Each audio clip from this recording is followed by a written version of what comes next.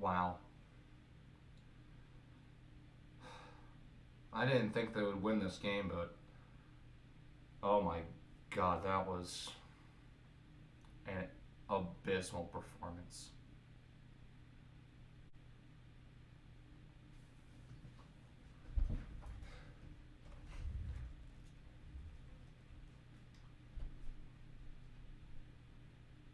Make it 5 in a row for the Chicago Bears. They lose 10-31 to the New York Jets and Mike White.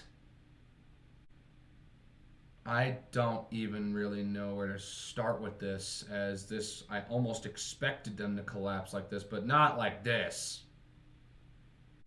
I expected them to lose this game probably by about 7, or make it close, because that's what they've been doing. They've been keeping it close, keeping your hopes up for the entire game, and then just choking it away on the final drive when they need to score. But they decided they were gonna, they got a touchdown, and they were like, okay, that's enough scoring for us. Which, I mean, this is probably the one positive. I'll take Byron Pringle. That catch in the end zone for the touchdown was actually really nice. It was a really good catch. I was really impressed with it. I liked what I saw out of that, so I guess there's a positive. And so the Bears come into this game. Zach Wilson gets benched after this whole drama that had started after the loss against New England, losing 10-3. Jets literally averaged about 2.7 inches per play. That was one of the biggest and one of the stat lines that was doing the rounds in the social media this week. And I mean, fair enough. It's just historically bad offense in the second half. And of course, Zach Wilson had the one-word answer heard around the world, heard around the league. Oh my goodness! When asked if the offense was to blame it all for their loss, he's like, "No." And there it is. Boom! He was benched. Mike White comes in, throws over 300 yards and 3 touchdowns. 1 to Elijah Moore. I think 2 to Garrett Wilson. I mean, both Moore and Wilson are good receivers, and they're good and young. I mean, the way that the Jets looked in this game, they really looked like a true playoff team, and they looked like a team that can be competitors, and not only in their division, but in their conference in the next couple of years. Mike White may have earned himself the starting job after this performance. It's a tough ask for the Jets. They play Minnesota next, but with a performance like this, it's pretty impressive. But then again, it's not as impressive as if he did this against, one of the better defenses in the league. This is now in the last month now. This has been one of the worst defenses in the NFL. Mike White taking advantage and putting up 30 points on the Bears defense from October and November this year is not really impressive. Or just any team. It's not like super shocking or impressive. This defense has been really bad this year, but if Mike White plays like this again, I would be very impressed, because he played out of his mind today, and I think he's earned the starting job for the rest of the year, especially if he goes in and beats Minnesota. And maybe here's a hot take for you. I know Mike White has built a reputation as this meme legend the last year or two, but if he goes in and beats Minnesota and he plays like that again, I think we might need to drop that meme label, and he might actually be like a whole actual legit quarterback in this league, because he's just been a joke, it's Mike White, the most basic name ever. Let's go ahead, and he's a legend for beating the Bengals, and I think he got one other win. But after the way he looked here, if he looks like this for the rest of the year, I would not be in favor of keeping that meme status, because honestly, he's not really a joke. He wouldn't be really a joke anymore. He's like an actual starting quarterback. It's not like Nathan Peterman, who he almost faced in this game. He almost actually had to play against Nathan Peterman, which would have been the actual most free win in his career. Nathan Peterman deserves to stay a meme, because he's not a good quarterback, and he's just bad. But, he just lives on in our memories as a living meme, because he's just that awful. I mean, if he had to play today, the Bears offense maybe would have scored 3 points. They would not have gotten him to the end zone. I will tell you that much. It could have been way worse too. It could have been maybe something like the Dallas Minnesota game, 40-3. I would not have been too surprised if that was the final score if Nathan Peterman started and Mike White played like this. But basically, my whole point is, if Mike White plays like this, I respect him as like a legit starting quarterback in this league because, I mean, he looked really good. And Zach Wilson, the Jets have been winning in spite of Wilson. Wilson has not looked great this season. Mike White, probably the best. No, I'm not even going to take that back. He had the best quarterback performance from the Jets this season. And he's played for one game, so honestly, I'm really looking forward to see what he can do against Minnesota and see if the Jets can keep this going and maybe even make the playoffs, which would be a massive surprise to everyone. I knew this team would have been better this year because of the addition of Gardner. I believe Wilson is a rookie. Garrett Wilson? No, yeah, I think it is. Elijah Moore was last year. I can't remember. But, they had a great draft. But I was not expecting them to play this well because that conference has been really at the beginning of the year I thought the AFC was going to be really tough and a lot of those teams are going to be really good, so I didn't really give the Jets many wins here because their conference was pretty tough and their division was tough. I just felt like they would be one of those teams that probably would have been pretty good, maybe fringe playoff contender in the NFC, but we're going to kind of be in the basement again in the AFC. But they have surprised me and surpassed my expectations. And honestly, it's nice and refreshing to see the New York Jets be a somewhat competent football team again. Both New York teams, by the way. I'm honestly not really upset about that. But the Bears deserve to lose this game. I think it was the right decision to sit Fields because there's been a lot of drama now with the way that the Dolphins handled the Tua situation with his concussions.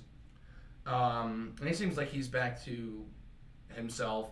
But, I think it was a smart choice for them to sit Fields because, again, this team's not going anywhere. There's no priority to make a push for the playoffs. They're pretty much out anyways. It was probably a smart idea to sit him this week. I don't know if they'll do the same thing against Green Bay because it's Green Bay. But, I mean, I wouldn't be too surprised if we get to see Trevor Siemian play against the Green Bay Packers. I really don't know who's going to start there for Green Bay because it looks like things are going around now that Rodgers' thumb that he broke was a lot more serious than what he initially played it out to be. So potentially Jordan Love getting a start? I'm not getting my hopes up. It's Rodgers. He'll find a way to start and kick our ass. So, and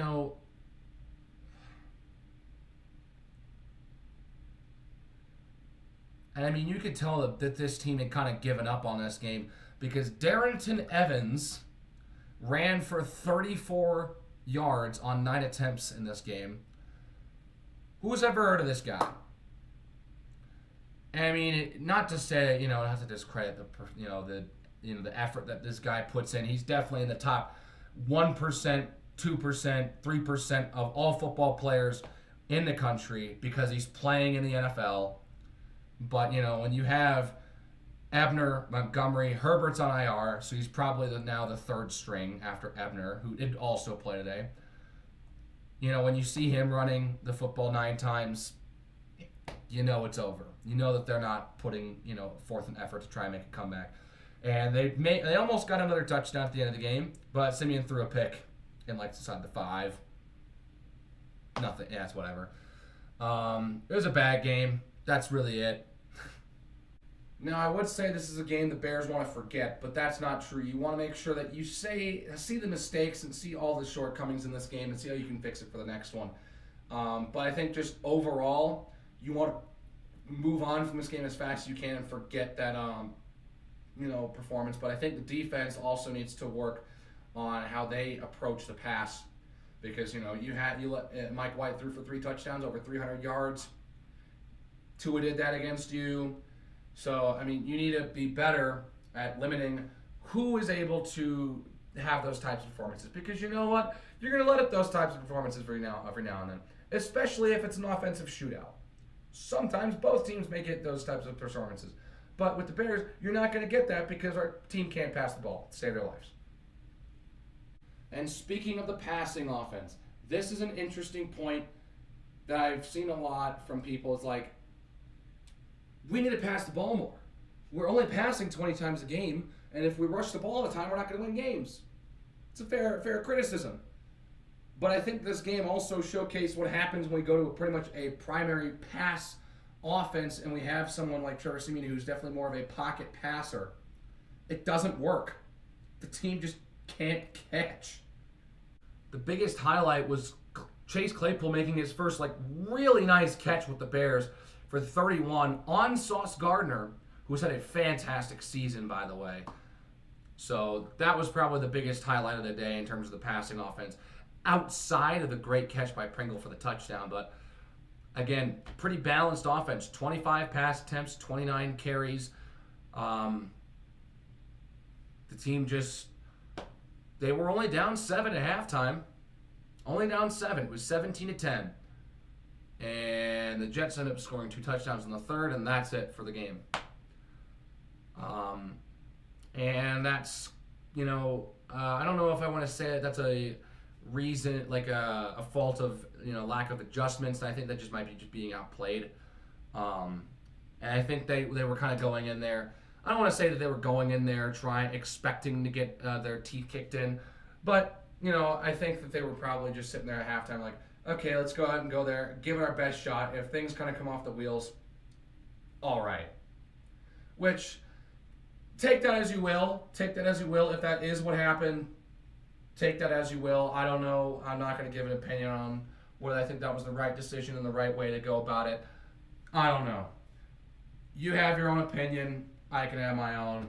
But for time's sake, I'm just going to stop. Yeah, this game was pretty sad to watch. I honestly just stopped watching after that. Siemian threw that pick inside the 10. And, well, next week's Green Bay. Green Bay.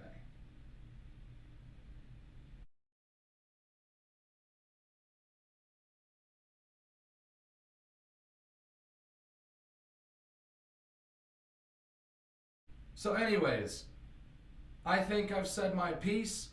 Green Bay is next week. Again, one of the biggest games in the calendar, no matter how good Green Bay is, no matter how bad Chicago is, always one of the biggest games on the calendar for Bears and Packers fans. This one is in our house. Can the Bears defend the all-time win record, or will, for the first time in over a century, will they give it up? They're going to have to play it, and they're going to have to do it themselves. It all comes down to the players. We can't control anything. It's the most frustrating part about sports sometimes, isn't it? But anyways, that's it for me. If you liked it, please hit that like button, hit that subscribe button, and I will see you all in the next video. Take care.